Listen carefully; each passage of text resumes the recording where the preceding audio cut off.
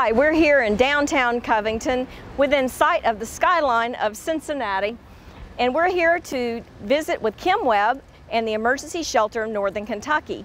Kim and the Emergency Shelter take care of the most vulnerable among us in the winter freezing months, and then also runs a summer program to help get the homeless men off the streets permanently.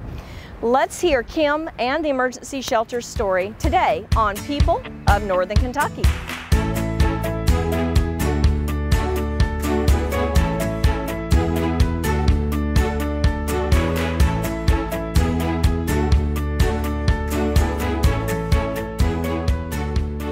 Kim, welcome to People of Northern Kentucky. And can you tell me a little bit about your background, where you came from?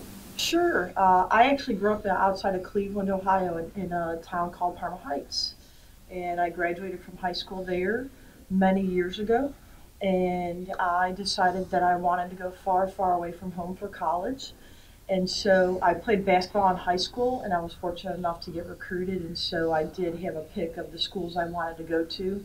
So once I realized I wanted to go far away from home, where I didn't know a soul, I went 6 hours from home and ended up at Morehead State University on a basketball scholarship there.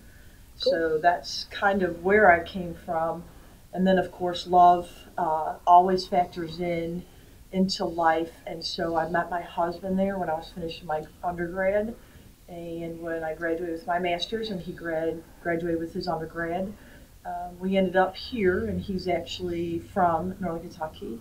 So we have lived on this side of the river for a long time, So I've met your wonderful family before, and they seem very supportive of what you do. Can you tell me a little bit about your husband and kids? Sure. I've been married to my husband, Mark, since 1994. And we have three great kids. We have Kyle, who's 19, and he's currently working full-time. And we have twins, Kate and Andrew, who are 13 and getting ready to finish 7th grade at Camp Ernst Middle School out in Boone County. And we have a dog, and Andrew's got a guinea pig, and we have some fish.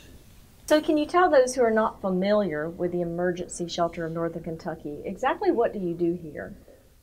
Oh, yeah. So if you're not familiar with the Emergency Shelter of Northern Kentucky, that's great. That means you haven't had to access services with us. So we are the only emergency cold shelter. We shelter adult men and women, and in the winter we are life-saving. That's our tagline.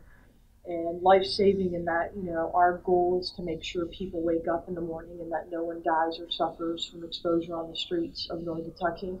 And not just in Covington where our building is located, but really the 8 or 9 counties that surround us.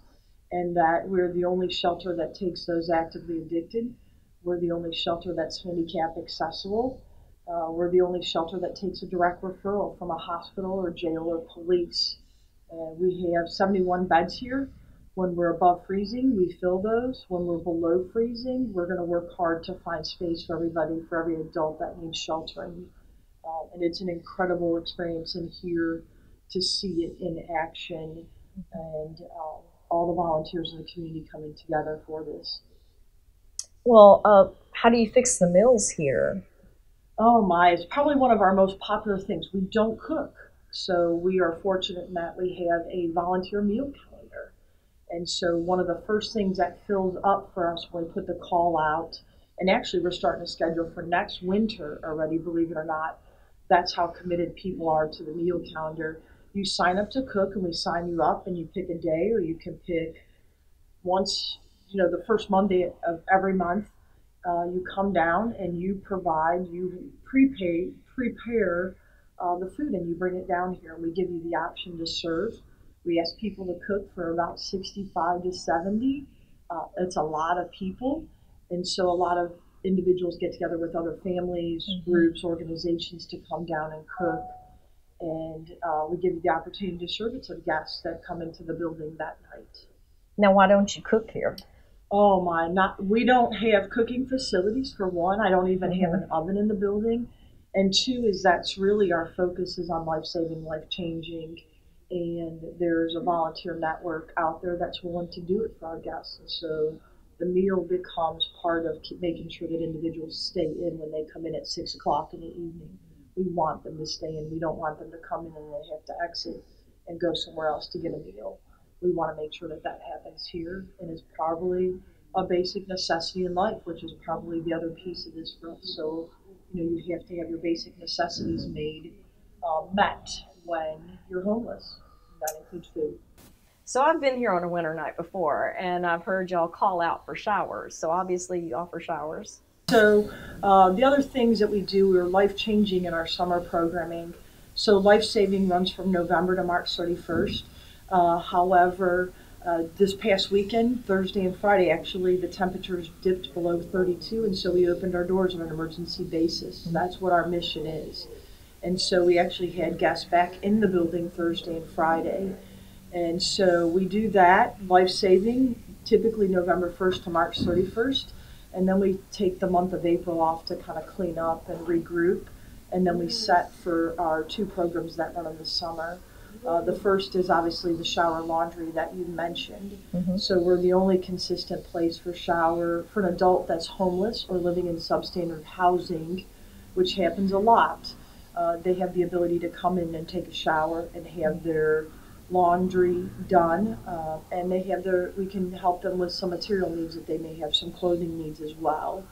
And so we do that about 20 hours a week. So if you're looking for a shower, anybody who's needing that, certainly you can send them our way. And then other part of our summer programming, our life changing, is we offer transitional housing for men, a summer transitional program for men only to stay in shelter. Just like in the winter, they come in at 6 and they exit at 9. However, these are men that are serious about going from homelessness to housed, and we help them do that here, and that runs from May to November. So elaborate a little bit more about what you do to get these men off the streets permanently. Sure. So we work hard, 2 things. One, in the winter, obviously, we go out and do some outreach. We provide hygiene kits. We make it known that the shelter is going to be open. We put the word on the street. We get in contact with the other agencies so that the guests that they serve, the clients we serve, we call them guests that enter our building, that we know that we put the word out that the shelter is going to open. In the summer, it's kind of the same thing. We let everybody know in the community. And so a guy will come to us, and that's kind of what's going on this month as well. They're going to come in, they're going to do an intake with us, an application, and we're going to set some goals for them. And so they're going to work toward meeting those goals and then get a bed in shelter for the summer. We have about 30 men who do this at a time. And then we have weekly check-ins with them. So the staff provides what we call somewhat like case management. And for the staff that works in the evening, they're responsible for making sure and checking in that the guys are meeting their goals and answering any questions they have. I know you talked a little bit about the food is provided by churches and organizations and individuals. Sure. But also, I noticed you had, I think you call it your Walmart or something in there, where you have some other supplies that you can give. Yeah. So we, of course, in addition to what a guest would get when they come into shelter, they obviously get a dinner. They get a meal provided. They have the opportunity to get a shower. Did I mention we have 1 shower? No. Okay, so we have 1 shower. For how many men and women? We averaged 84 guests the winter of 2015 and 16. So about 84 guests in this building. And everybody takes a turn, and there's a sign up for it. So a guest has the opportunity to sign up for a shower. They have the opportunity to have a few items of clothes laundered, and then they have the opportunity to have clothing needs met. And so our volunteers in the building will simply come out with a clipboard and say, what does everybody need for tonight? And then we're going to go to the Walmart room, which is kind of just a term, and our volunteers will go in there and pull clothing out, whether it's socks or underwear or t-shirts, sweatshirts, sweatpants, jeans, a washcloth, anything that's back there. They're going to pull it out, shoes, hats, gloves, coats. They're going to pull those items out and bring them to our guests up front and offer it to them. So I think it's really important too is we talk about April not sheltering anybody, but we actually still help the community while the doorbell rings. And so we're going to hand out what we have in here not just to the guests we serve at night, but also to anybody that comes to our door during the day in the community. You already said something about people coming in and offering food and taking care of the food, but I'm sure you also have electrical and the building here, and you have other things that you need to take care of. So where does your support come from financially and also your volunteer support? Financially, we're really proud of the fact that we're able to maintain probably about 88% privately funded of our budget. And what that means is that gives us a lot of flexibility and allows us to fundraise and use those resources for the people that we serve, the guests that we serve. So on average, it costs us about $17 to shelter one guest for one night. And so when I'm out talking to companies or individuals and groups, and they want to know how they can help, obviously when you're privately funded, paying the operational expenses, keeping the lights on, the heat going, is a tremendous cost for us. And so guests or volunteers and organizations make financial contributions to us, as well as foundations. We were fortunate enough this last year to get several foundation monetary awards, which helped a lot. We also have material donations that we're always in need of. We always need socks, underwear, shoes, washcloths, towels, those things that we all have at home that we use on a daily basis. Those are the things that we need here as well. So you can volunteer financially, you can volunteer with material donations, or you can come in and actually volunteer with your time. And we offer the opportunity really for the most part 24/7 in the winter and for the most part in the summer as well. Volunteers can come in this building and help out, make the beds, strip the beds, run the laundry, serve the meal, talk with our guests, provide some basic level assistance for them, keeping the showers going, are all ways that our volunteers help. And they help by also educating and raising awareness for us and talking about the services we do in the community, and also leveraging their family and friends to help. So lots of opportunities. Well, how would somebody get in touch with you if they're interested in supporting you or volunteering? Sure, they could call the shelter. They could reach out to our website. That we also have a Facebook page. You can check us out on Facebook. We're also on Twitter and Instagram. So we're pretty active in the social media site. You can just call us or any of those means and say, hey, I have some time, or hey, I'm cleaning out my house and I have some sheets. Do you guys need some twin sheets? And we're going to say, yeah. We obviously would have a need for that. So what are your greatest needs here at the emergency shelter? Sure. Probably the biggest need for the emergency shelter of Northern Kentucky right now is a permanent location. We went through a capital campaign in 2013. This is not a permanent location for us, and we've been fortunate to have a great landlord, Kenton County, that leases us this building for us to make this happen and to keep guests alive. So a permanent location would be ideal, and some of the challenges we continue to face is zoning. There's a NIMBY, not in my backyard.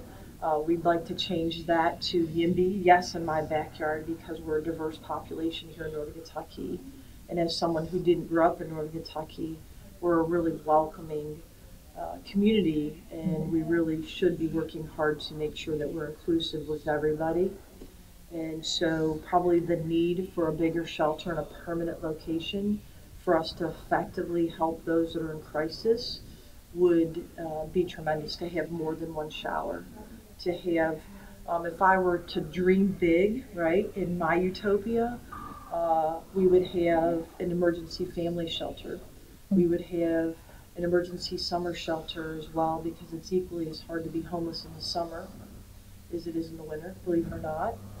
We would have an emergency daytime sheltering system in place, like a 211 system, where other cities have that.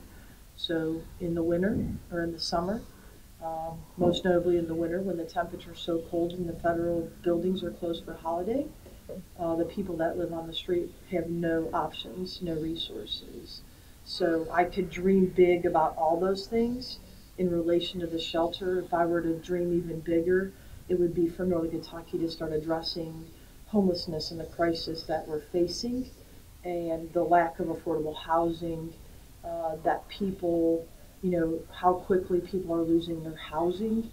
And if we could keep them into their housing, that would be tremendous, because once you hit the cycle of being homeless, very, very difficult to get out. In our region, affordable housing is just virtually impossible to find.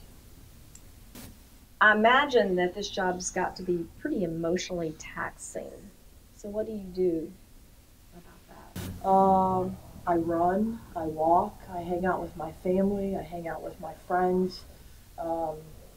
We have had the highest of highs in this building. There's nothing like seeing a guest with keys, come back to us with a key. Miss Kim, look, I got my own apartment key, to the lowest of lows, where we've had guests who have died from disease progression, and that we say goodbye to, that know that the addiction for them was just tremendous, and it's such a loss.